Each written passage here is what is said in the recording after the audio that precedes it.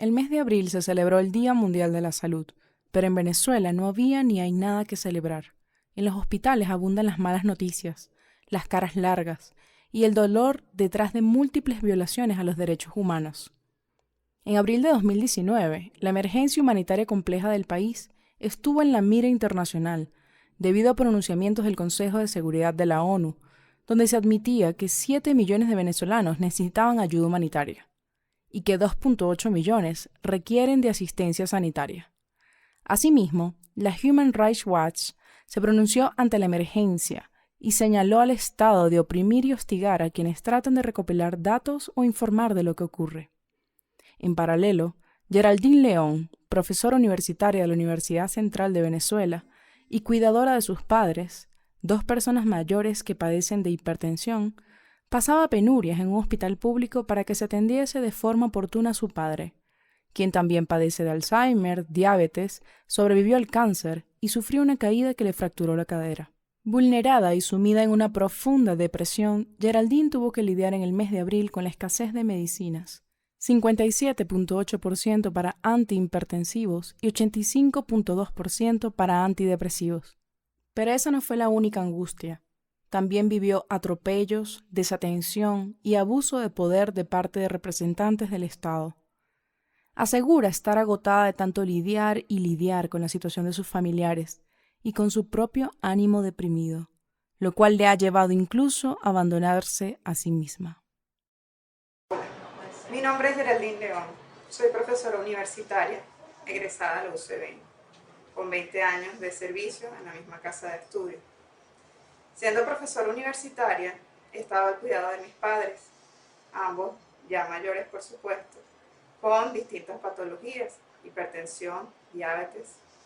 Mamá sufre de colesterol, osteoporosis, papá no solamente es hipertenso, al igual que mamá, él es diabético, tuvo cáncer de recto bajo, diagnosticado hace 3 años, tratado y con quimio y con radioterapias. Y también, además de eso, padece de Alzheimer desde el año 2009. Yo soy su hija, tengo otros hermanos, pero he estado al cuidado de ellos. Soy su cuidadora principal, como suelen llamar. Eso también genera un desgaste en mi persona, puesto que la atención para ambos debe ser exclusiva. Lamentablemente, además del Alzheimer que padece mi papá, tuvo una caída en enero de este año y eso hizo que se diera un proceso en el cual el cuidado fuera mayor. Estuvo 1 mes y medio hospitalizado. Ahora bien, como profesora universitaria, terminé estando en el Hospital Vargas, al cual agradezco la atención que se le brindó a mi padre. Sin embargo, nosotros no tuvimos el acceso al seguro de la UCB porque los límites de cobertura no representan absolutamente nada para uno cubrir una necesidad como es. El costo de la prótesis era en dólares. Lastimosamente hubo que hacer hasta campañas para recabar ese dinero que era necesario. Y bueno, la situación de verdad que ha sido fuerte. Además, la búsqueda de los medicamentos. La búsqueda en el sentido de que hay a veces que no se consiguen. Entonces, cuando consigues, por ejemplo, el atenolol, que es el que toma mamá para hipertensión, viene con el diurético y ella debe tomarlo sin diurético. ¿Qué opta uno como persona ante el desespero de no dejarla sin tratamiento?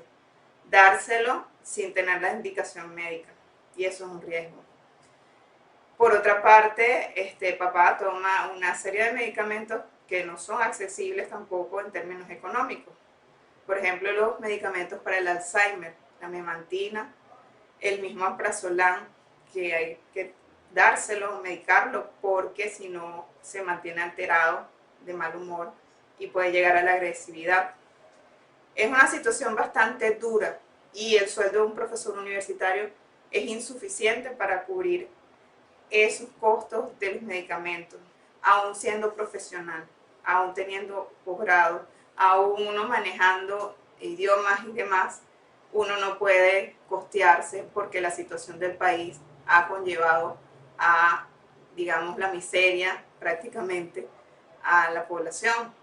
Entonces, no implica que el que tenga una persona que haya estudiado tenga acceso a tener una mejor calidad de vida. Ahorita todos estamos en condiciones que han mermado nuestra calidad de vida, han mermado nuestras posibilidades de acceder a las necesidades básicas. Y la medicina, los medicamentos son fundamentales para cualquier persona, y más cuando son de la tercera edad. Uno acude a la farmacia, la facultad de farmacia, y no hay. Todos los anaqueles están vacíos. No hay medicamentos para absolutamente nada. Cuando antes nos daban hasta 3 meses de medicamentos con descuento, y un descuento significativo. Entonces, es duro la situación que vivimos actualmente. Mi papá sí tiene diabetes. Él tomaba una cápsula que dejó de venir al país, o sea, dejaron de traerle al país como tal, que era Hanumet. Entonces eso venía en una presentación de 30 cápsulas, cubría el mes completo, venía de 50, 500 miligramos. Entonces la doctora se lo cambia a otra, que se supone que hay en el mercado, se llama Crisomet. Esa presentación viene en 10 tabletas, y 10 tabletas con un costo alto.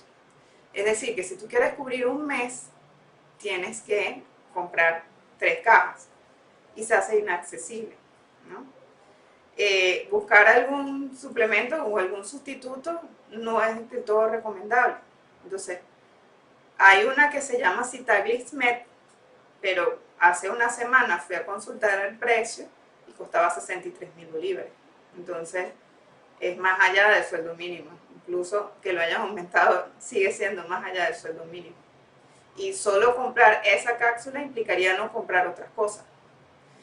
Eso es en cuanto a la diabetes. En cuanto a la hipertensión, él toma, el principio básico es olmesartán, y habían varias casas, digamos, comerciales que tenían esa medicina. Sin embargo, comenzaron a traerla de otras casas mucho más costosas.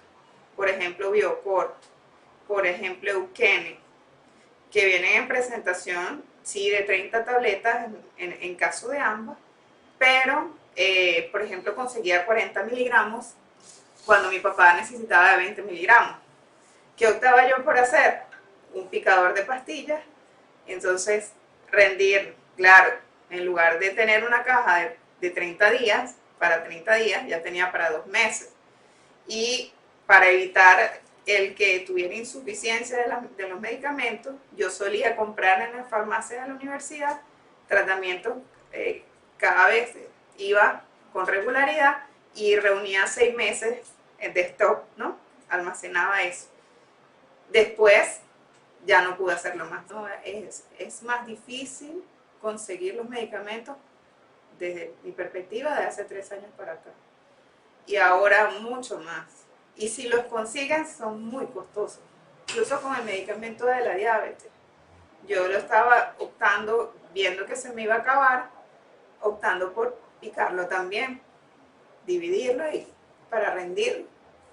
Y cuando le hicieron el control en diciembre del año pasado con su endocrino, él estaba presentando que estaba regresándole la diabetes, cuando ya tenía tiempo con la diabetes controlada. Lamentablemente tú vas a un centro asistencial público, el trato no es el adecuado. Ha desmejorado totalmente. Los hospitales siempre han tenido sus fallas. En Semana Santa brillaron por su ausencia, y fue justamente cuando mi papá estaba en la etapa crítica de que necesitaba la transfusión de sangre, y por un reclamo, de verdad que fue una cosa que me pareció estúpida, y yo le di otra palabra allí, era innecesario o irrelevante, porque, explico, la sala era una sala amplia con 18 pacientes por cama, cada quien tenía un cubículo. Generalmente uno, para tener privacidad, pone una cortina, y bueno, yo llevé una cortina, otros pacientes llevaron sábanas. Entonces llegó la jefa de enfermera en Semana Santa a mandar a quitar las cortinas. Mi papá estaba en la primera cama y yo le decía, mi papá tiene Alzheimer, mi papá no puede estar expuesto al ruido. Eso no le iba a impedir tener ruido, pero sí le iba a ayudar a tener privacidad. Allí los pacientes se meten a los cubículos a hablar y el hablaran alto. De hecho, mi papá recién operado tenía al paciente al lado con música a todo volumen. Y era una persona de mal vivir. Y muchas de las personas que estaban ahí habían tenido accidentes y entonces estaban allí y hablaban de que tenían armas, que tenían cosas, que hacían cosas y uno estaba expuesto. Y yo decía, Dios mío, no puede ser que uno estudió tanto para salir adelante y vivir estas situaciones. Lo que iba a relatar es que la enfermera llamó la atención por la cortina. Y yo le dije, usted en lugar de ocuparse, porque dijo que eso parecía un rancho. Pero usted, yo le dije, ¿usted ha visto las condiciones en las que están los baños, por ejemplo?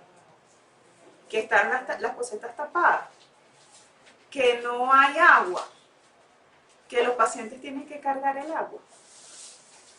Ustedes han visto las condiciones en las que están las instalaciones, que hay basura, que mi papá, fundamentalmente mi papá, necesita una transfusión de sangre desde el martes y es el día de hoy, todavía no la tiene, era sábado. Desde el martes de Semana Santa hasta el sábado, y yo desesperada buscando la manera de hacer, y no había manera, no había posibilidad, yo no lo podía hacer por mis propios medios. Al médico tratante le dije, mire, lo que pasa con la transfusión de mi papá, y me dijo, si no hay, no hay, así es sencillo. Entonces, ¿cómo hace uno?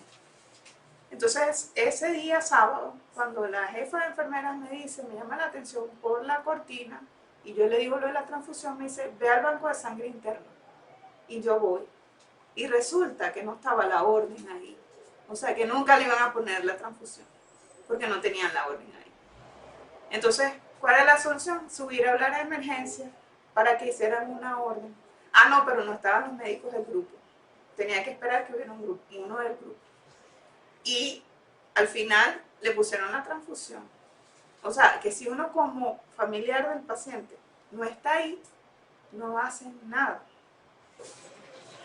A mí hasta para operar a mi papá me pidieron que llevara como logística 4 pollos para operarlo. Yo 4 pollos, muslo, pechuga, no, 4 pollos enteros. Si no, no lo operaban. Si no, no lo llevaban a quirófano. La semana anterior me habían pedido desayuno y almuerzo para el equipo. Dice que eran para los enfermeros y los camilleros. Entonces yo decía, si yo a duras penas tengo dinero para comprar lo que él necesite después, porque bastante pidieron. Ellos pidieron que llevara un maletín lleno de insumos. Y yo llevé la lista de insumos. Ajá. Pidieron 2 rollos de adhesivo. A mi papá solo le pusieron una tirita aquí. Y cada vez que iban a hacer la cura, entonces me pedían, dame adhesivo. Tenía que comprar adhesivo. 30.000 bolívares, un adhesivo en ese momento. Ahorita no sé cuánto está. Entonces, son cosas que tú dices, ¿cómo es posible que eso pase? ¿Cómo es posible que eso suceda?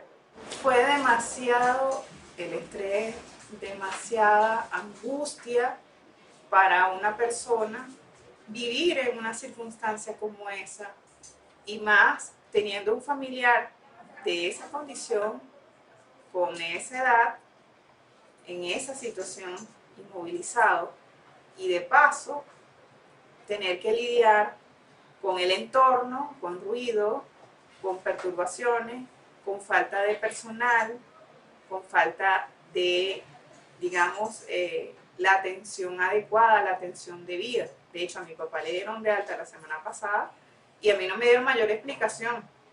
No me dijeron cómo no ponerlo o cómo ponerlo. Simplemente, mira, está de alta y le tienes que hacer una radiografía.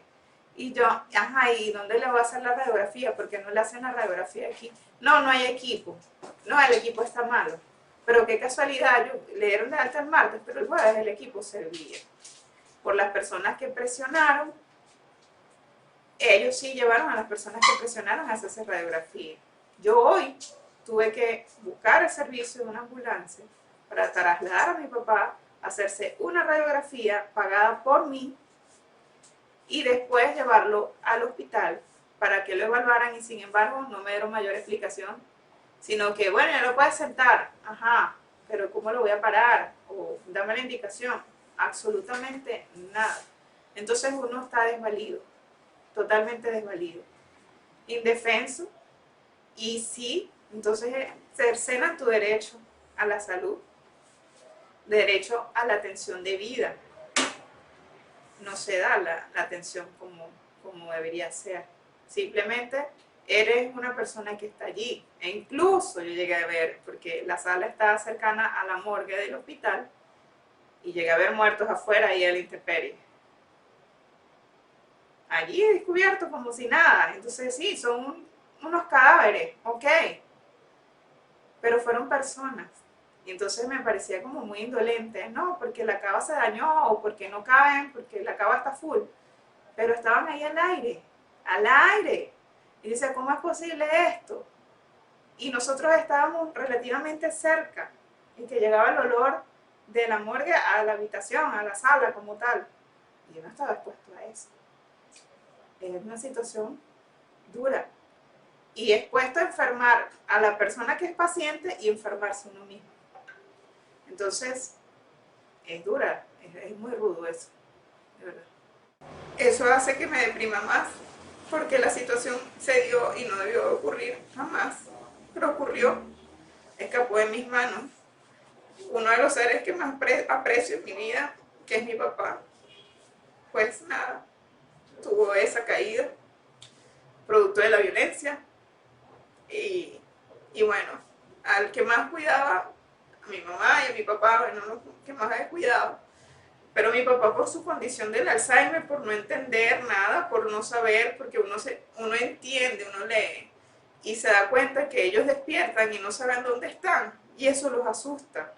Le hicieron la radiografía, y cuando me dijeron, yo esperando que me dijeran, no es una fractura, se dislocó, eso hay que hacerle masaje o X, o vamos a hacerle un movimiento y se le coloca la cadera como va, el lugar, no tiene ruptura.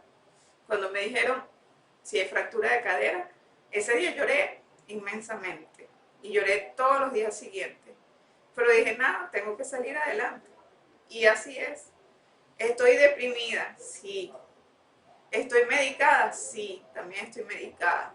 A mí me ve la psiquiatra de mi papá y me dio medicación para que yo no tuviera depresión. Pero llegó un momento que, por ejemplo, el escitalopram no lo podía conseguir, o si lo conseguía era súper costoso. Entonces fue buscando sustitutos. Ahorita es el clonazepam. Me decía también, toma el prazolam, pero por ejemplo, yo le doy a mi papá 0.5 y no le hace nada. Yo tomo 0.5 y duermo hoy, mañana y el lunes, es decir, que 3 días por lo menos estoy viendo. Entonces no lo tomo porque digo, si tengo que estar al cuidado de, no me puedo dar el lujo de estar durmiendo.